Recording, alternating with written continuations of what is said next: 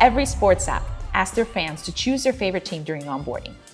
They choose their favorite teams, expecting something to change, like personalization. Well, a lot of the times, that doesn't end up happening. They end up getting a generic home screen, whether they follow Argentina or Saudi Arabia. Eventually, this ends up being the determining factor of whether a fan stays or churns. We looked at the best sports apps to see how they're handling this personalization. MLB reveals the entire home screen the moment you pick a team, and even the app icon changes to your club's crest. F1 captures identity during onboarding and fits it into one strong personalized carousel, but beyond that, the personalization stops. FIFA actually pitches it before sign-up, yet never asks for your team during the actual flow. And MotoGP sends you 3-tap zip and out to a browser just to finish.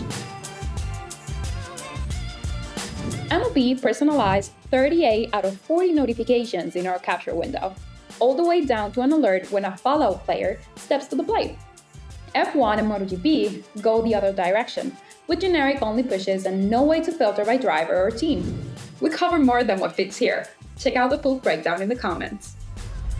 You saw the difference. One app treated personalization as a system where every surface knows who you are, and the other collected the data and then just forgot about it. And honestly, there's one thing worth checking on your own app. If two rival fans open it right now, do they see the same exact screen?